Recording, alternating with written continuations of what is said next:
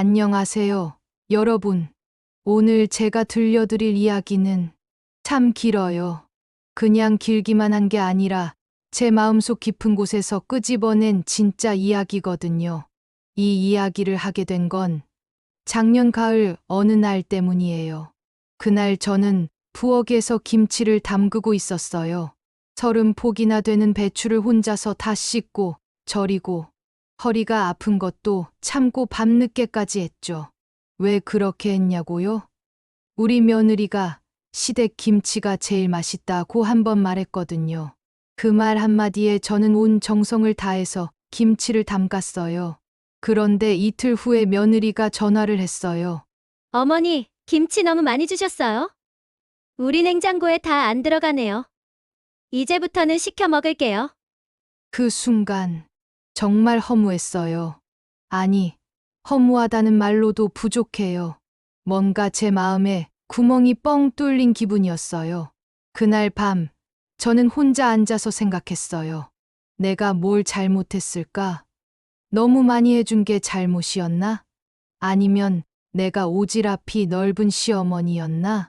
그런데 생각하고 또 생각하다 보니까 문제는 김치가 아니더라고요. 문제는 제가 저 자신을 잃어버리고 있었다는 거였어요. 언제부터인가 저는 며느리의 눈치만 보고 살고 있었어요. 며느리가 좋아할까? 싫어할까? 내가 또 뭔가 잘못했나? 이런 생각들로 머릿속이 가득했죠. 그날 밤, 저는 결심했어요. 이제 그만 남의 눈치만 보고 살지 말자. 나도 당당하게 살 권리가 있지 않나. 오늘은 그 이후로 제가 어떻게 변했는지, 어떤 일들이 있었는지, 솔직하게 다 말씀드릴게요. 아마 여러분도 비슷한 경험들이 있으실 거예요. 커피 한 잔 드시고 편안하게 들어보세요. 오늘은 정말 긴 이야기가 될 거니까요. 제가 언제부터 이렇게 작아졌는지 생각해보면 며느리가 우리 집에 첫 인사를 왔던 그날부터였던 것 같아요. 그때만 해도 저는 당당했어요. 우리 아들 잘 부탁한다고 말할 수 있었고, 우리 집 규칙은 이래라고 자연스럽게 얘기할 수 있었죠. 그런데 결혼하고 나서부터 달라지기 시작했어요. 결혼 첫 해 추석이었어요. 저는 며느리가 처음 맞는 추석이니까 정말 정성껏 준비했어요. 며느리 친정 쪽에서 온 음식 솜씨도 궁금하고 우리 집 음식도 맛보여주고 싶고 하루 종일 부엌에서 나물도 하고 전도 부치고 탕국도 끓이고 정말 혼신의 힘을 다했어요. 그런데 며느리가 이런 말을 하더라고요. 어머니, 고생 많이 하셨어요. 근데 저희 친정에서는 추석 음식을 미리 주문해서 해요. 요즘은 그런 게 트렌드래요. 그 순간 저는 뭐라고 대답해야 할지 몰랐어요. 아, 내가 구식이었구나. 요즘은 이런 게 촌스러운 거구나.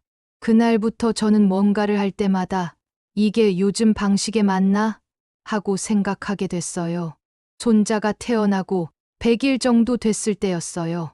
며느리가 직장에 복직해야 한다고 해서 저는 당연히 손자를 돌봐주겠다고 했죠. 아침 일찍 가서 저녁 늦게까지 정말 기꺼이 도와줬어요. 손자도 예쁘고 며느리 도움도 되고 일석이조라고 생각했거든요. 그런데 어느 날 며느리가 집에 일찍 들어왔는데 제가 손자한테 젖병을 물리고 있었어요. 그런데 며느리 표정이 급변하더니 이렇게 말하는 거예요. 어머니, 요즘은 젖병 각도가 중요하대요. 그리고 온도도 체온계로 재야 하고. 아, 그리고 트림도 특별한 방법이 있어요. 저는 그 순간 정말 당황했어요. 저도 아들 키워봤고 주변 아이들도 많이 돌봐봤는데 갑자기 저는 아무것도 모르는 사람이 된 기분이었어요. 그날부터 손자를 돌볼 때마다 조마조마했어요. 이렇게 해도 되나? 저렇게 해도 되나? 자신감이 완전히 없어졌죠. 이건 정말 결정타였어요. 어느 일요일 며느리가 친정에 간 사이에 저는 우리 집 대청소를 했어요. 며느리가 바쁘니까 제가 도와주려고 한 거였죠. 화장실도 깨끗이 닦고 냉장고도 정리하고 쌓여있던 빨래도 다 개서 정리해뒀어요. 며느리가 들어와서 깜짝 놀라며 고마워할 거라고 생각했어요. 그런데 며느리가 집에 들어오더니 이런 말을 하더라고요. 어머니, 제가 정리한 대로 두시면 안 될까요? 제 나름대로 체계가 있거든요. 그리고는 제가 정리해둔 것들을 다시 자기 방식대로 바꿔놓기 시작했어요. 그 순간 저는 정말 모욕감을 느꼈어요. 아니, 모욕감이라기보다는 내가 정말 필요 없는 사람이구나 하는 생각이 들었어요. 제일 충격적이었던 건 우리 아들의 변화였어요. 예전에는 뭔 일이 있으면 저한테 먼저 상의했던 아이가 결혼하고 나서는 모든 걸 아내와 먼저 의논하더라고요. 어느 날 아들이 집에 왔는데 제가 요즘 어떻게 지내니? 하고 물어봤어요. 그랬더니 아들이 이렇게 말하는 거예요. 엄마, 우리 집 일은 우리가 알아서 할게요. 엄마는 너무 신경 쓰지 마세요. 그 말이 참 상처가 됐어요. 신경 쓰지 말라니. 어머니가 자식 걱정하는 게 그렇게 부담스러운 건가요? 그때부터 저는 아들한테도 조심스러워졌어요. 괜히 말했다가 잔소리하는 엄마가 되는 건 아닌지. 제가 이런 고민을 동네 친구들한테 털어놨더니 다들 비슷한 경험이 있더라고요. 한 친구는 이런 말을 했어요. 야, 요즘 며느리들은 달라. 우리 때와는 아예 다른 세상에서 살고 있어. 그냥 적당히 거리 두고 살아야 해. 또 다른 친구는 이렇게 말했죠. 시어머니가 나서면 안 되는 시대야. 그냥 돈만 대주고 입 다물고 있는 게 상책이야. 그런 말들을 들으면서 저는 더욱 혼란스러워졌어요. 정말 제가 시대에 뒤떨어진 건가? 정말 입 다물고 돈만 대는 시어머니가 되어야 하는 건가? 그렇게 몇 달을 고민하면서 저는 점점 작아졌어요. 뭘 해도 눈치 보고 뭘 말해도 혹시 기분 상하게 하는 건 아닌지. 아침에 일어나면 오늘은 며느리한테 뭘 잘못 말하지 않을까 하는 걱정부터 들었어요. 그러다가 그 김치 사건이 터진 거죠. 김치 사건 이후로 며칠 동안 저는 정말 우울했어요. 밥맛도 없고 잠도 안 오고. 그러던 어느 날 제가 평소에 즐겨보던 드라마에서 이런 장면이 나왔어요. 주인공이 왜 나는 남의 눈치만 보고 살까? 내 인생의 주인공은 나인데 라고 하는 장면이었어요. 그 순간 저는 깜짝 놀랐어요. 정말로 제가 언제부터 남의 눈치만 보고 살았을까요? 그날 밤 저는 거울을 오래 들여다봤어요. 거울 속의 제 모습이 너무 초라해 보였어요. 언제부터 이렇게 자신감 없는 표정을 하고 다녔을까요? 언제부터 이렇게 움츠러든 어깨로 살았을까요? 거울을 보면서 저는 옛날의 제 모습을 떠올려 봤어요. 20대의 저는 당당했어요. 직장에서도 인정받고 친구들 사이에서도 리더 역할을 했었죠. 30대에 결혼해서 아이를 키울 때도 저는 확신이 있었어요. 이렇게 하는 게 맞다. 저렇게 하는 게 좋다. 분명한 기준이 있었죠. 40대, 50대를 지나면서도 저는 나름대로 제 자리가 있었어요. 동네에서도, 직장에서도, 가정에서도. 그런데 언제부터 이렇게 자신감을 잃었을까요? 그날 밤 저는 오래된 일기장을 꺼내봤어요. 며느리가 처음 우리 집에 왔던 날부터 최근까지의 일기를 읽어보니까 정말 놀라웠어요. 처음에는 며느리가 착하다. 우리 가족이 되어줘서 고맙다. 이런 긍정적인 내용들이었는데 점점 내가 또 뭔가 잘못했나. 며느리 기분을 상하게 한 것 같다. 어떻게 해야 할지 모르겠다. 이런 내용들로 바뀌어 있더라고요. 특히 이런 구절이 있었어요. 오늘도 며느리 눈치를 봤다. 반찬이 짜다고 할까봐 간을 싱겁게 했더니 이번에는 맛이 없다고 할까봐 걱정이다. 도대체 어떻게 해야 하는 걸까? 그 일기를 읽으면서 저는 깨달았어요. 제가 언제부터 저를 잃어버렸는지를. 그때 갑자기 돌아가신 저희 어머니 말씀이 생각났어요. 어머니가 돌아가시기 전에 저한테 이런 말씀을 하셨거든요. 얘야, 시어머니가 되면 며느리한테 잘해주대. 너무 많이 해주지는 마라. 사람은 받기만 하면 당연하게 생각하게 돼 있어. 그때는 무슨 말씀인지 잘 몰랐어요. 며느리한테 잘해주는 게 당연한 거 아닌가 싶었거든요. 그런데 지금 와서 생각해 보니 어머니 말씀이 맞았어요. 제가 너무 많이 해주다 보니까 며느리는 그걸 당연하게 생각하게 됐고, 저는 점점 인정받지 못하는 사람이 됐던 거였어요. 어머니는 또 이런 말씀도 하셨어요. 내가 내 자리를 지켜야 며느리도 얘 자리를 인정해. 내가 자꾸 작아지면 상대방도 널 작게 본다.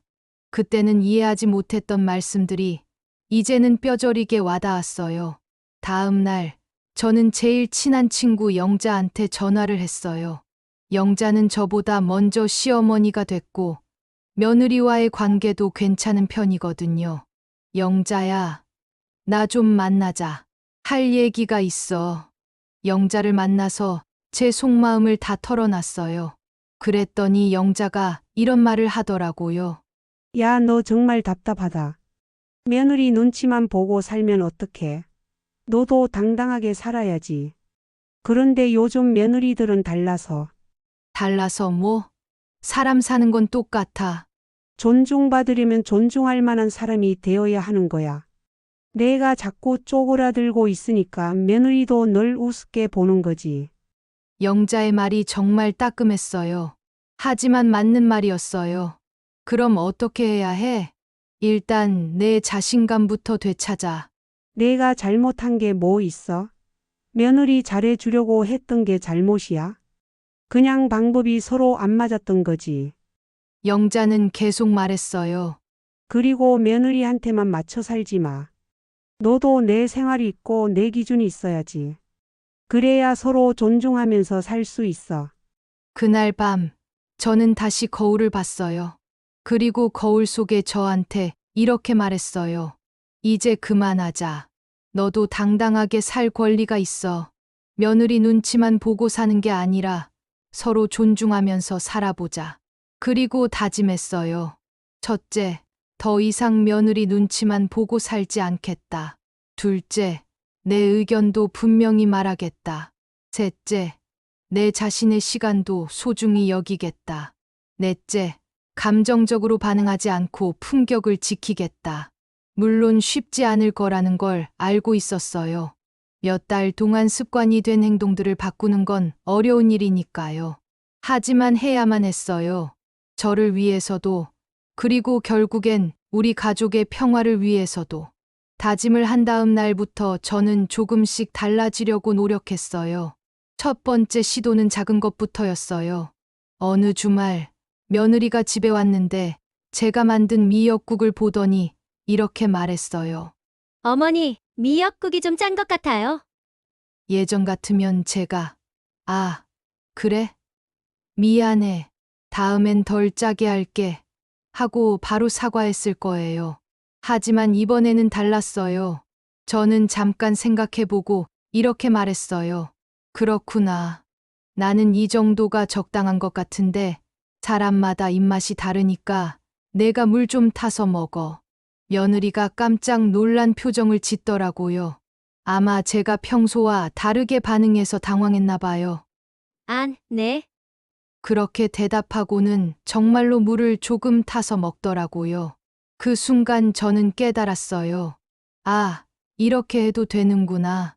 무조건 내가 맞춰주지 않아도 되는구나. 둘째 시도는 손자 돌보기였어요. 어느 날 며느리가 급한 일이 있다고 해서 손자를 맡아달라고 했어요. 예전 같으면 그래, 언제든지 맡겨 했을 텐데 이번에는 제 상황도 생각해 봤어요.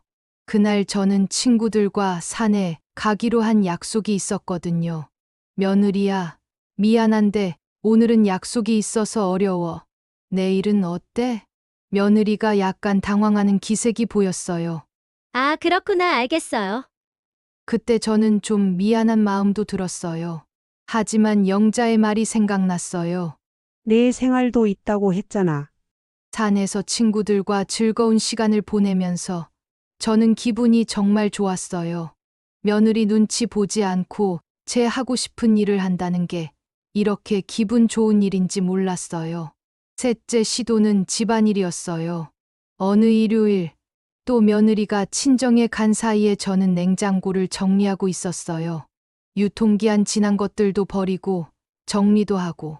그런데 며느리가 들어와서 또 이런 말을 했어요. 어머니, 제가 나름대로 정리한 게 있는데. 예전 같으면 아, 미안해. 괜한 일 했네. 하고 물러섰을 거예요. 하지만 이번에는 이렇게 말했어요. 그렇구나.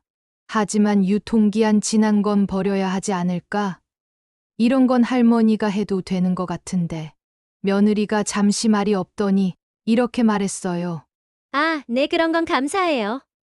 작은 변화였지만 저는 뿌듯했어요. 무조건 양보하는 게 아니라 제 의견도 말할 수 있다는 게. 가장 어려웠던 건 아들과의 관계였어요. 어느 날 아들이 집에 왔는데 저는 용기를 내서 이렇게 말했어요. 아들아, 엄마가 요즘 좀 서운한 게 있어. 왜요, 엄마? 내가 결혼하고 나서 엄마랑 이야기하는 시간이 많이 줄었더라. 엄마도 내가 어떻게 지내는지 궁금한데 아들이 잠시 생각하더니 이렇게 말했어요. 아, 엄마 죄송해요. 제가 너무 바빠서. 바쁜 건 알겠는데 가끔은 엄마랑도 둘이서 이야기하는 시간을 가지면 좋겠어. 며느리 있을 때 말고 우리 둘이서만. 네, 그럴게요. 그 이후로 아들은 정말로 한 달에 한 번 정도는 저랑 둘이서 시간을 보내주더라고요.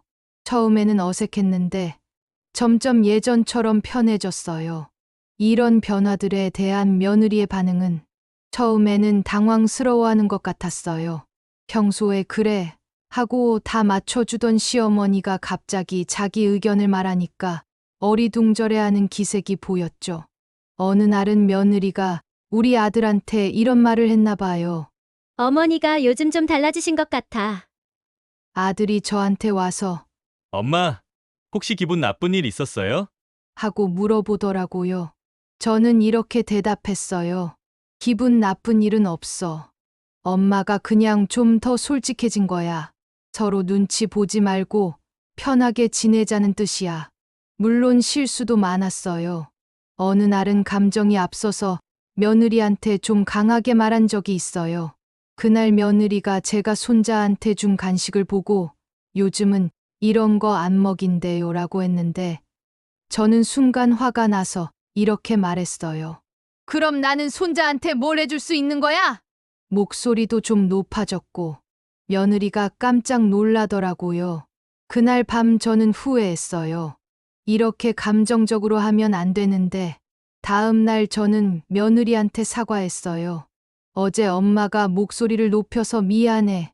하지만 나도 손자한테 뭔가 해주고 싶은 마음이 있다는 걸 이해해줬으면 좋겠어. 며느리가 의외로 이렇게 말하더라고요. 아니에요. 어머니 마음도 이해해요. 제가 너무 예민했나 봐요. 그 순간 저는 깨달았어요. 솔직한 마음을 전하되 방법은 품격 있게 해야 한다는 것을. 무조건 양보하는 것도 아니고 무조건 고집 부리는 것도 아닌 서로 존중하는 관계 말이에요. 저는 저 나름대로 몇 가지 규칙을 만들었어요. 첫 번째 규칙 감정 먼저, 대응 나중에. 뭔가 기분이 상하는 일이 있어도 바로 반응하지 않기로 했어요. 일단 제 감정을 정리하고 어떻게 말할지 생각해 본 다음에 이야기하기로 했죠. 예를 들어서 며느리가 어머니, 이거 좀 다른 방식으로 해주시면 안 될까요? 하고 말하면 예전에는 바로 아, 그래? 미안해 했는데 이제는 잠깐 어떤 방식을 말하는 거야? 엄마 방식이 뭐가 불편한지 말해봐 하고 물어보기로 했어요. 두 번째 규칙, 내 시간은 내가 지키기. 며느리 요청이 있어도 제 일정을 먼저 확인하기로 했어요. 어머니, 내일 아이 좀 봐주실 수 있어요? 잠깐, 내일 뭐 하는 날이었지? 아, 병원 가는 날이네. 다른 날은 어때? 이런 식으로 제 일정도 소중하게 여기기로 했어요. 세 번째 규칙 칭찬과 비판을 구분하기. 며느리가 뭔가를 잘했을 때는 인정해주고 뭔가 아쉬울 때는 솔직하게 말하되 방법을 고민하기로 했어요. 며느리야, 이 음식 정말 맛있다. 어떻게 만든 거야? 이것도 좋은데 이렇게 해보면 어떨까? 이런 규칙들을 적용하면서 구체적으로 어떤 변화들이 있었는지 말씀드릴게요. 예전에는 며느리가 간이 세다, 이 재료는 안 좋다 하면 바로 그래. 다음에는 안 그럴게 했는데 이제는 이렇게 말해요. 그렇구나. 그런데 나는 이런 맛을 좋아해. 각자 입맛이 다르니까 따로따로 먹으면 되지 않을까? 그랬더니 며느리도 아, 네, 그럼 제가 따로 간 맞춰서 먹을게요. 하고 자연스럽게 받아들이더라고요. 요즘 육아법과 예전 육아법이 다르다는 건 인정해요. 하지만 할머니만의 역할도 있다는 걸 분명히 했어요. 며느리야, 요즘 방법도 배우고 싶어. 그런데 나만의 방법도 있거든. 서로 배워가면서 하면 안 될까? 그래서 이제는 며느리가 육아 정보를 알려주면 저도 듣고, 저는 경험에서 나온 지혜를 알려주고, 이런 식으로 주고받게 됐어요. 집안일도 완전히 며느리 영역이라고 생각하지 않게 됐어요. 물론 주도권은 며느리가 갖되, 저도 할 수 있는 일들은 있다는 걸 분명히 했죠. 며느리야, 이 일은 내가 하고 싶어. 오랫동안 해온 일이라 손에 익어서.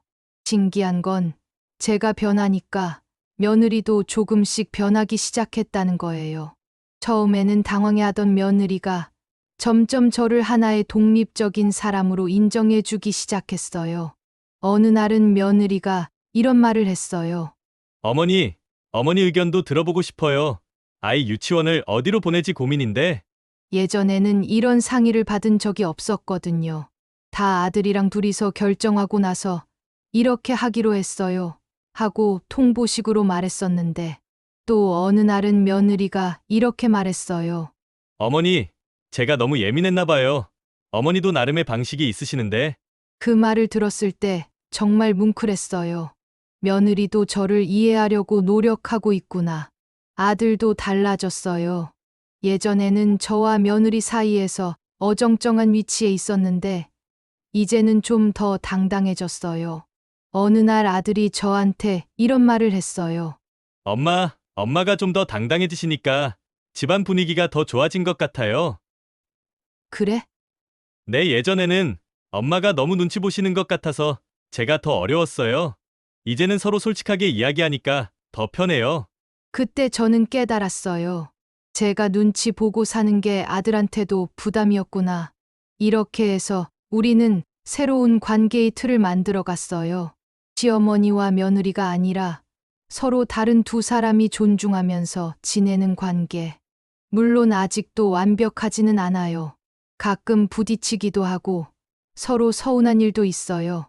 하지만 예전처럼 제가 일방적으로 참고 맞춰주는 관계는 아니에요. 서로 의견을 나누고 때로는 동의하고 때로는 동의하지 않으면서도 존중하는 관계. 그게 지금 우리의 모습이에요. 며느리와의 관계가 안정되면서 저는 또 다른 중요한 깨달음을 얻었어요. 며느리와의 관계가 제 인생의 전부가 되어서는 안 된다는 것이었어요.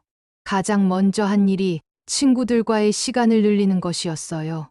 영자를 비롯해서 동네 친구들과 정기 모임을 만들었어요. 월 2회, 매월 둘째 주와 넷째 주 목요일에 만나기로 했죠. 처음에는 그냥 수다 떨고 차 마시는 정도였는데 점점 다양한 활동들을 하게 됐어요. 어느 날은 함께 등산을 가고, 어느 날은 요리 교실에 가고, 어느 날은 영화를 보고, 친구들과 시간을 보내면서 저는 정말 많이 웃게 됐어요. 며느리 이야기만 하는 게 아니라 우리 자신의 이야기, 취미 이야기, 여행 이야기, 정말 다양한 얘기들을 하면서요. 영자가 이런 말을 했어요. 야, 너 정말 많이 밝아졌다.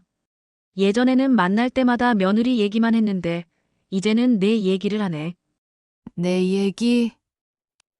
응, 내가 뭘 했는지, 뭘 배웠는지, 뭘 하고 싶은지 그런 얘기들. 예전에는 늘 우리 며느리가, 우리 손자가 이런 얘기만 했잖아. 그때 저는 깨달았어요.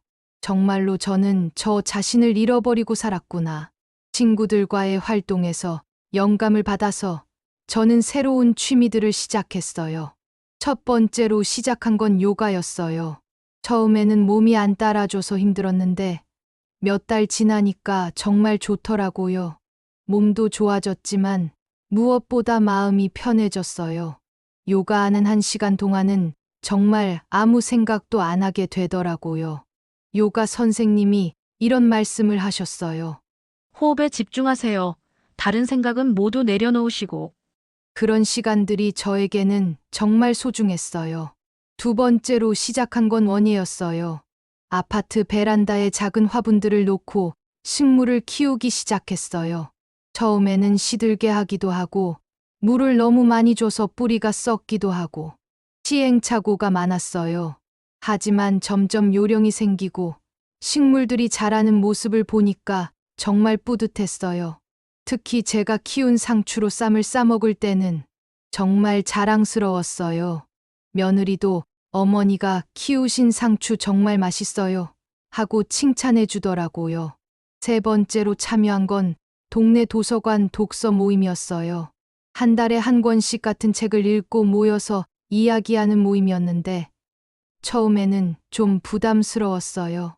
젊은 사람들이 많을 것 같고 제가 따라갈 수 있을까 싶고 하지만 막상 가보니까 다양한 연령대의 사람들이 있었고 다들 편하게 대해주더라고요. 책을 읽고 다른 사람들과 이야기하는 게 이렇게 재미있는 줄 몰랐어요. 같은 책을 읽어도 사람마다 다르게 느끼고 해석하더라고요. 친구들과의 시간, 새로운 활동들과 함께 중요했던 건 혼자만의 시간이었어요. 매일 아침 일찍 일어나서 30분 정도는 혼자만의 시간을 갖기로 했어요. 차를 마시면서 창밖을 보거나 간단한 일기를 쓰거나 그냥 생각을 정리하거나 그 시간이 저에게는 정말 소중했어요. 하루를 어떻게 보낼지 계획도 세우고 어제 있었던 일들도 정리하고 제가 이렇게 다양한 활동을 하기 시작하니까 며느리의 반응도 달라졌어요. 어느 날 며느리가 이런 말을 했어요. 어머니, 요즘 정말 바쁘시네요. 뭐 하시는 거예요? 저는 자랑스럽게 대답했어요. 요가도 배우고 원예도 하고 친구들이랑 모임도 하고 할 일이 많아. 와, 대단하세요. 저도 나중에 나이 들면 어머니처럼 활발하게 지냈으면 좋겠어요. 그때 느꼈어요. 며느리가 저를 보는 시각이 완전히 달라졌다는 것을. 예전에는 집에서 손자만 기다리는 시어머니였다면 이제는 자기 인생을 사는 활발한 어른으로 보고 있더라고요. 손자와의 관계도 달라졌어요. 예전에는 손자가 올 때마다 온종일 붙어 있으면서 이것저것 다 해주려고 했는데 이제는 적당한 거리를 유지하게 됐어요. 할머니, 같이 놀아줘. 할머니가 지금 화분에 물 주고 있으니까 10분만 기다려. 이렇게 말해도 손자는 이해하더라고요. 오히려 할머니도 할머니만의 일이 있다는 걸 자연스럽게 받아들이게 됐어요. 그리고 함께 있는 시간의 질이 더 좋아졌어요. 온종일 붙어 있으면서 지치기보다는 짧은 시간이라도 집중해서 함께 놀아주니까 손자도 더 좋아하더라고요. 이런 변화들을 통해서 저는 자신감을 되찾았어요. 거울을 볼 때도 예전과는 다른 제 모습이 보였어요. 표정도 밝아졌고 자세도 당당해졌고 무엇보다 나도 가치 있는 사람이구나라는 생각이 들었어요. 며느리 눈치만 보면서 살 때는 저 자신이 정말 작게 느껴졌는데 이제는 저도 나름의 역할이 있고 나름의 가치가 있는 사람이라는 확신이 생겼어요. 시간이 흐르면서 저는 며느리와 소통하는 더 지혜로운 방법들을 터득하게 됐어요. 가장 중요한 건 타이밍이었어요. 언제 말하느냐에 따라서 같은 말도 전혀 다르게 받아들여지더라고요. 며느리가 여유로워 보일 때, 둘이서 조용히 차를 마실 때, 함께 요리를 하면서 이런 때들이 대화하기 좋은 시간이었어요. 어느 일요일 오후 며느리와 함께 저녁 준비를 하고 있는데 자연스럽게 이런 대화가 나왔어요. 며느리야, 요즘 육아가 많이 힘들지? 네, 좀 그래요. 아이가 계속 때를 써서. 그럴 땐 잠깐 아이를 다른 곳에 맡기고 혼자만의 시간을 가져봐. 엄마가 스트레스 받으면 아이도 더 힘들어 하거든. 이런 식으로 자연스럽게 조언을 해주니까 며느리도 아, 그렇구나 하고 받아들이더라고요.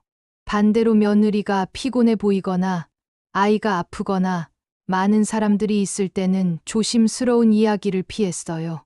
예전에는 생각 없이 아무 때나 말했는데 이제는 상대방 상황을 먼저 살펴보게 됐어요. 말하는 방식도 많이 달라졌어요. 그렇게 하면 안 돼, 이렇게 해야지. 보다는 이런 방법도 있는데 어떻게 생각해?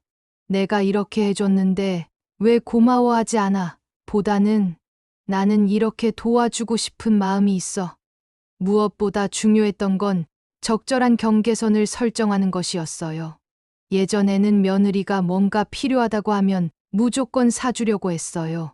그런데 이제는 제 능력 범위 내에서 그리고 제가 정말 해주고 싶을 때만 하기로 했어요. 며느리야, 이번 달은 나도 쓸 곳이 많아서 어려워. 다음 달에 도와줄게. 이렇게 말하는 것도 괜찮다는 걸 깨달았어요. 손자 돌보기도 마찬가지였어요. 예전에는 언제든지 얼마나 오래든지 봐주려고 했는데 이제는 제 컨디션과 일정을 먼저 고려하게 됐어요. 오늘은 3시간 정도까지만 가능해. 그 이후에는 나도 다른 약속이 있거든. 가장 어려웠던 건 감정적 경계선이었어요. 며느리의 모든 감정을 제가 책임질 필요는 없다는 걸 인정하는 것. 예전에는 며느리가 조금만 시무룩해 보여도 내가 뭘 잘못했나 싶어서 전전긍긍했는데 이제는 며느리도 성인이니까 자기 감정은 자기가 관리하겠지 하고 생각하게 됐어요. 며느리를 대할 때 칭찬과 비판의 균형도 중요하다는 걸 깨달았어요. 며느리가 뭔가를 잘했을 때는 구체적으로 칭찬해 주기로 했어요. 며느리야, 오늘 내가 만든 스파게티 정말 맛있었어. 면 삶는 시간을 딱 맞춰서 식감이 훌륭했어. 이런 식으로 구체적으로 말해주니까 며느리도 기뻐하더라고요. 반대로 뭔가 아쉬운 점이 있을 때도 건설적으로 말하기로 했어요. 이것도 좋은데 여기에 이런 걸 조금 더 하면 어떨까? 내가 해봤는데 맛이 더 좋아지더라. 비판이 아니라 제안의 형태로 말하니까 며느리도 거부감 없이 들어주더라고요. 아무리 노력해도 가끔은 갈등 상황이 생겨요.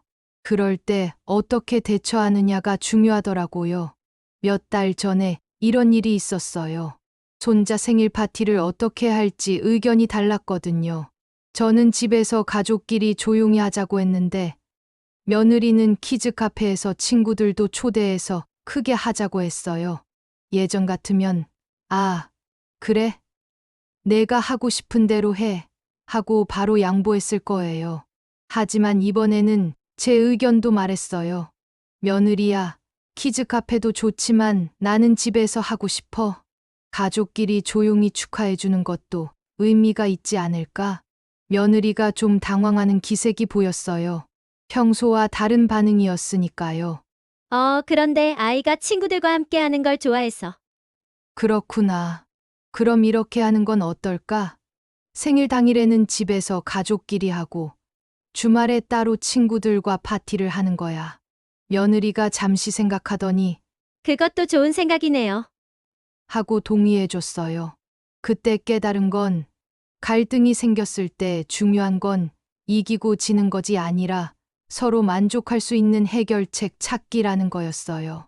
무조건 제 뜻대로 하려고 하지도 않고 무조건 양보하지도 않고 중간 지점을 찾는 것. 그게 성숙한 어른들의 갈등 해결 방법이더라고요. 이런 변화들을 통해서 우리 가족의 관계가 전체적으로 재정립됐어요. 가장 큰 변화는 아들과의 관계였어요. 예전에는 아들이 저와 며느리 사이에서 눈치를 보느라 힘들어했는데 이제는 훨씬 편해졌어요. 어느 날 아들이 저한테 이런 말을 했어요. 엄마 요즘 집에 오는 게 훨씬 편해졌어요. 왜?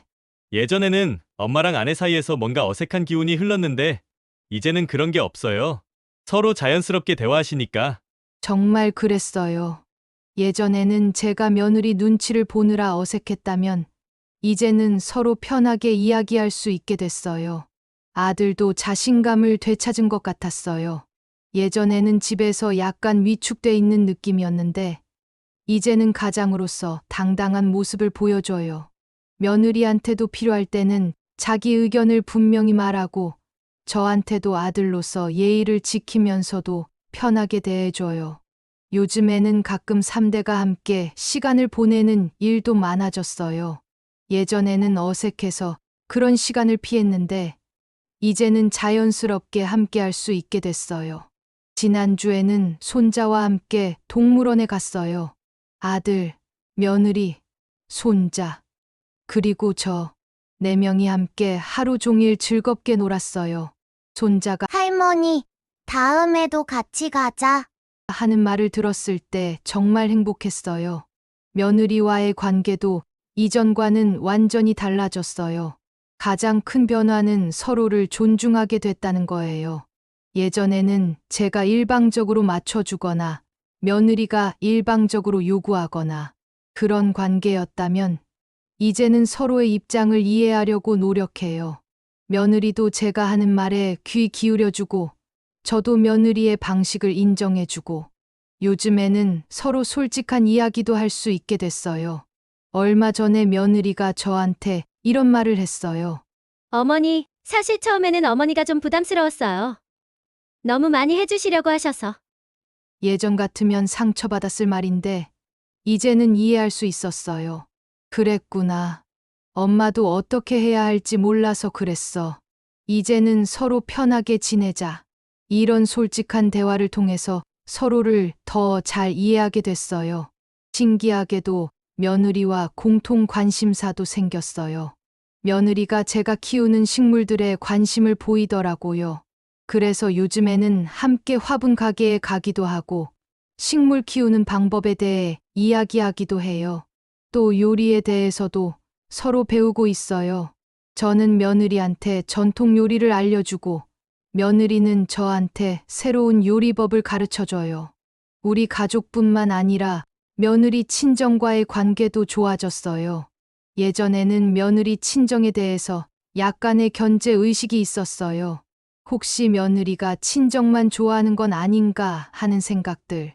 하지만 이제는 그런 경쟁 의식이 사라졌어요. 며느리에게는 친정도 시댁도 둘 다 소중한 가족이라는 걸 인정하게 됐어요. 몇 달 전에는 며느리 친정어머니와 만날 기회가 있었어요. 처음에는 좀 어색했는데 막상 만나보니까 서로 예뻐하는 마음은 똑같더라고요. 우리 딸 잘 부탁해요. 저희 아들도 잘 부탁해요. 이런 인사를 나누면서 우리는 경쟁자가 아니라 협력자라는 걸 깨달았어요. 이런 변화들을 통해서 우리는 새로운 가족 문화를 만들어가고 있어요. 한 달에 한 번 정도는 온 가족이 모여서 함께 시간을 보내기로 했어요. 꼭 특별한 일이 아니어도 그냥 함께 식사하고 이야기하는 시간, 서로의 개인적인 공간과 시간도 인정해 주기로 했어요. 저는 저대로 친구들과의 시간이 있고 며느리는 며느리대로 친구들과의 시간이 있고 뭔가 불편한 일이 있으면 참지 말고 이야기하기로 했어요. 다만 감정적으로 하지 않고 차분하게 대화하는 방식으로. 좋은 전통은 지키되 시대에 맞지 않는 것들은 과감히 바꿔나가기로 했어요. 예를 들어 명절 음식도 일부는 전통 방식으로, 일부는 간편하게 준비하는 식으로. 이 모든 과정을 겪으면서 저는 정말 많은 것들을 깨달았어요. 가장 큰 깨달음은 관계에 대한 이해였어요. 예전에는 시어머니가 며느리에게 일방적으로 잘해주면 되는 줄 알았어요. 하지만 그건 진짜 관계가 아니더라고요. 진짜 관계는 서로 주고받는 거예요. 서로 존중하고, 서로 배려하고, 서로 양보하기도 하고, 때로는 서로 의견을 달리하기도 하는 갈등이 생기는 걸 무조건 나쁘게 생각했는데, 이제는 그렇지 않아요. 갈등도 관계의 자연스러운 일부라는 걸 알게 됐어요. 중요한 건 갈등을 어떻게 해결하느냐죠. 피하거나 참기만 하는 게 아니라 건설적으로 풀어나가는 것. 경계선이 있어야 진짜 가까워진다. 역설적이게도 적절한 경계선이 있어야 진짜 가까워질 수 있다는 걸 깨달았어요. 예전에는 경계선 없이 무조건 가까워지려고 했는데, 그럼 오히려 서로 부담스러워 하더라고요. 적절한 거리를 유지하면서 존중하는 관계가 더 편하고 오래가는 관계인 것 같아요. 이 과정에서 저 자신에 대해서도 많은 걸 다시 알게 됐어요. 60대가 넘어서도 변할 수 있고 성장할 수 있다는 걸 깨달았어요. 나이가 들었다고 해서 고정된 건 아니더라고요. 새로운 것을 배우고, 새로운 관점을 받아들이고, 새로운 방식으로 살아갈 수 있어요. 가장 중요한 깨달음은 제 가치를 다른 사람의 인정에만 의존해서는 안 된다는 거였어요. 며느리가 인정해주지 않는다고 해서 제가 가치 없는 사람이 되는 건 아니에요. 저는 저 나름대로 충분히 가치 있는 사람이에요. 완벽한 시어머니가 되려고 애쓰지 않게 됐어요. 때로는 실수하고, 때로는 서운하고, 때로는 화가 나기도 하고, 그런 것들이 다 자연스러운 거더라고요. 완벽하지 않은 모습도 저의 일부예요. 나이 드는 것에 대한 생각도 많이 달라졌어요. 예전에는 나이가 들수록 뒤로 물러나야 한다고 생각했어요.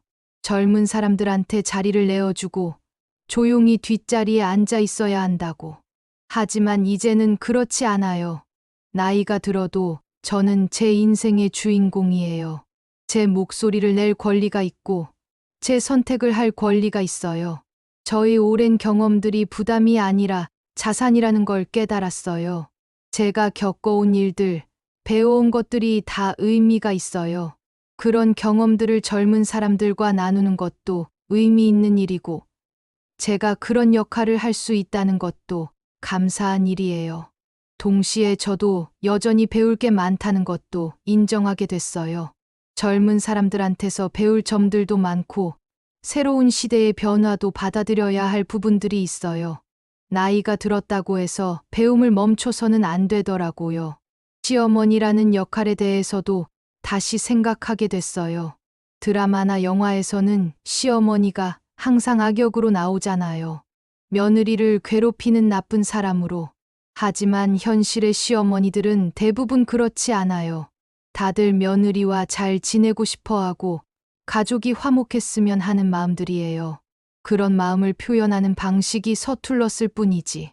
우리 세대의 시어머니들에게는 새로운 역할 모델이 필요한 것 같아요. 예전 시대의 권위적인 시어머니도 아니고, 그렇다고 무조건 참고 양보하는 시어머니도 아닌, 서로 존중하면서 지혜롭게 지내는 시어머니. 그런 새로운 모델을 우리가 만들어 가야 하는 것 같아요. 이 모든 변화를 겪으면서 과거에 대한 후회도 있었어요. 가장 후회되는 건 그동안 눈치만 보면서 보낸 시간들이었어요. 며느리 비위 맞추느라 제 자신을 잃어버리고 살았던 몇 년간. 그 시간들이 정말 아까웠어요. 그 시간에 지금처럼 당당하게 살았다면 서로 더 편하게 지낼 수 있었을 텐데. 하지만 이런 생각을 하다가 깨달았어요. 그 시간들도 의미가 있었다는 것을. 그 어려운 시간들을 겪었기 때문에 지금의 제가 있는 거니까요. 며느리에 대한 후회도 있었어요. 처음에 며느리가 우리 집에 왔을 때 저는 제 방식만 고집했어요. 며느리의 입장은 생각해보지 않고 제가 해주는 것들을 당연히 고마워해야 한다고 생각했죠. 지금 생각해보면 며느리도 참 어려웠을 것 같아요. 갑자기 새로운 가족이 되어야 하고, 새로운 환경에 적응해야 하고, 그런 며느리의 마음을 이해하지 못했던 제 자신이 미안했어요. 하지만 저 자신을 너무 자책하지는 않기로 했어요. 저도 처음 겪는 일이었거든요. 며느리를 맞이하는 것도, 시어머니가 되는 것도. 누구나 처음에는 서툴 수밖에 없어요. 중요한 건 실수를 인정하고 배워나가는 거죠. 과거에 저도 나름대로 최선을 다했어요. 방법이 서툴렀을 뿐이지 가족을 위하는 마음은 진실했어요. 그런 과거의 저를 이해하고 용서해 주기로 했어요. 이 모든 일들을 실패가 아니라 성장의 과정으로 받아들이기로 했어요. 시행착오를 겪으면서 더 나은 사람이 되어가는 과정. 그렇게 생각하니까 마음이 편해졌어요. 몇 달 전에 며느리와 진솔한 대화를 나눈 적이 있어요. 며느리야, 엄마가 처음에 서툴렀던 것 같아. 내 마음을 잘 헤아리지 못해서 미안해. 며느리가 깜짝 놀라더라고요. 아마 제가 그런 말을 할 거라고 예상하지 못했나 봐요. 아니에요. 어머니 저도 처음이라 서툴렀어요. 어머니 마음을 이해하지 못해서. 그렇게 서로 미안하다고 하면서 우리는 진짜 화해할 수 있었어요. 과거의 서운했던 일들, 오해했던 일들, 그런 것들을 다 털어놓고 이해하게 됐어요. 그 대화 이후로 우리 관계는 정말 새로운 차원으로 접어들었어요. 과거의 무거운 짐들을 내려놓고 정말 편안하게 지낼 수 있게 됐어요. 며느리도 저한테 더 마음을 열어주고 저도 며느리를 진짜 가족으로 받아들일 수 있게 됐어요. 지금 생각해보면 그 어려웠던 시간들이 있었기 때문에 지금의 관계가 가능했던 것 같아요. 이제 저희 가족의 일상이 어떤지 말씀드릴게요. 요즘 제 하루는 이렇게 시작돼요. 아침 6시에 일어나서 30분 정도 혼자만의 시간을 가져요. 차를 마시면서 오늘 할 일들을 생각해보고 간단한 명상도 하고 7시부터는 운동을 해요. 집 근처 공원을 30분 정도 걸어요. 날씨가 좋으면 요가 동작도 몇 개 하고 8시쯤 집에 돌아와서 아침 준비를 해요. 예전에는 온 가족 아침을 다 차려줬는데 이제는 제 것만 간단히 준비해요. 며느리와 아들은 각자 알아서 해요. 물론 가끔 함께 먹을 때도 있지만 매일 그럴 필요는 없다는 걸 깨달았어요. 주중에는 제 스케줄대로 살아요. 월요일에는 요가 클래스가 있고 화요일에는 친구들과 등산을 가고 수요일에는 원예 모임이 있어요. 목요일에는 보통 집에서 쉬거나 개인적인 일들을 처리하고 금요일에는 독서 모임에 참여해요. 손자 돌보기도 규칙적으로 해요. 며느리가 바쁜 수요일 오후에 3회 4시간 정도 미리 약속을 정하고 하니까 서로 편해요. 주말에는 가족들과 시간을 보내기도 하고 제 개인적인 시간을 갖기도 해요.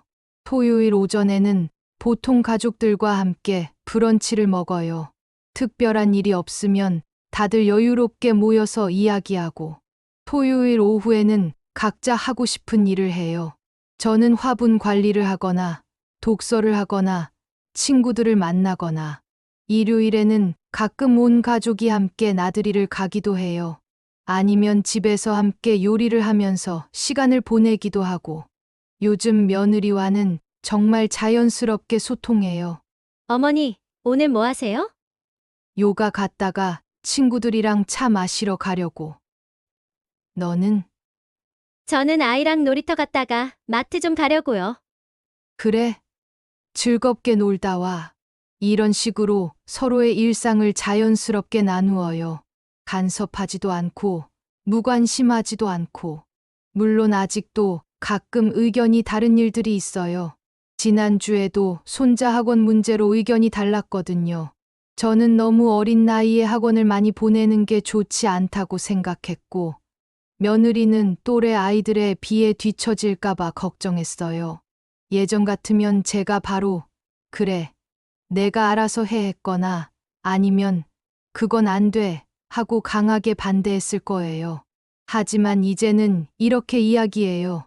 며느리야, 내 걱정도 이해하지만 나는 좀 다르게 생각해. 둘이 얘기해서 좋은 방법 찾아보자. 그렇게 차근차근 이야기하다 보면 서로 만족할 만한 해결책을 찾게 되더라고요. 손자와의 관계도 정말 좋아졌어요. 예전에는 손자가 올 때마다 이것저것 다 해주려고 했었는데 이제는 적당히 놀아주고 적당히 쉬어요. 할머니, 놀아줘. 할머니가 지금 좀 피곤해. 10분만 쉬었다가 놀아줄게. 이렇게 말해도 손자는 이해해요. 오히려 할머니도 사람이라는 걸 자연스럽게 배우는 것 같아요. 그리고 함께 있는 시간의 질이 훨씬 좋아졌어요. 억지로 놀아주는 게 아니라 정말 즐겁게 함께 시간을 보내니까 손자도 더 행복해해요. 이제 마지막 이야기를 들려드릴게요. 1년 전의 저와 지금의 저는 정말 다른 사람이에요. 1년 전에는 매일 아침 일어나면 오늘은 며느리 기분을 상하게 하지 않을까 하는 걱정부터 했어요. 지금은 오늘은 뭘 하며 즐겁게 보낼까 하는 기대감으로 하루를 시작해요. 1년 전에는 거울을 보면 초라하고 자신감 없는 제 모습이 보였어요. 지금은 거울을 보면 당당하고 활기찬 제 모습이 보여요. 주변 사람들도 제 변화를 많이 느끼고 있어요. 친구들은 너 정말 많이 밝아졌다. 예전에는 맨날 며느리 얘기만 했는데 이제는 내 얘기를 하네 하고 말해요. 동네에서도 요즘 부쩍 활기차 보인다는 말을 들어요. 무엇보다 며느리가 저를 보는 시선이 완전히 달라졌어요. 예전에는 부담스러운 시어머니였다면 지금은 존경하는 어른이 된 것 같아요. 이 이야기를 듣고 계신 다른 시어머니 분들께 말씀드리고 싶어요. 우리는 충분히 가치 있는 사람들이에요. 며느리 눈치 보느라 우리 자신을 잃어버릴 필요 없어요. 당당하게 사는 것이 가족을 위하는 일이에요. 우리가 행복해야 가족도 행복해져요. 변화는 언제나 가능해요. 나이가 들었다고, 관계가 굳어졌다고 포기할 필요 없어요. 완벽하지 않아도 괜찮아요. 시행착오를 겪으면서 조금씩 나아가면 돼요. 며느리 분들께도 한 말씀 드리고 싶어요. 시어머니들도 처음 겪는 일이라 서툴 수 있어요. 조금은 이해해 주세요. 그리고 시어머니가 무조건 양보하는 것보다는 서로 솔직하게 이야기하는 게 더 좋은 관계를 만들어요. 시어머니의 경험과 지혜도 분명히 도움이 되는 부분들이 있을 거예요. 아들들에게도 말하고 싶어요. 어머니와 아내 사이에서 중재자 역할을 해주세요. 양쪽 편을 드는 게 아니라 서로 이해할 수 있도록 도와주세요. 어머니도 독립적인 개인이라는 걸 인정해 주세요. 아내만 챙기지 말고 어머니도 챙겨주세요. 앞으로도 계속 변화하고 성장해 나가고 싶어요. 며느리와의 관계도 더 좋아질 거라고 믿어요. 시간이 지나면서 서로를 더 잘 이해하게 될 거예요. 손자가 자라면서 할머니와의 특별한 추억들을 많이 만들어주고 싶어요. 그리고 무엇보다 저 자신의 인생을 계속 살아가고 싶어요. 시어머니이기 이전의 한 사람으로서. 오늘 이 긴 이야기를 끝까지 들어주셔서 정말 고맙습니다. 제가 들려드린 이야기가 비슷한 고민을 하고 계신 분들께 조금이라도 도움이 되었으면 좋겠어요. 기억하세요. 우리는 모두 당당하게 살 권리가 있어요. 나이가 들었다고, 시어머니라고 해서 우리 자신을 작게 만들 필요 없어요. 품격을 잃지 않으면서도 당당하게, 존중받으면서도 존중하는 그런 관계를 만들어 나가시길 바라요. 그리고 무엇보다 여러분 자신을 사랑하고 소중히 여기세요. 그게 모든 좋은 관계의 시작이에요. 오늘도 수고 많으셨고 모두 행복하세요.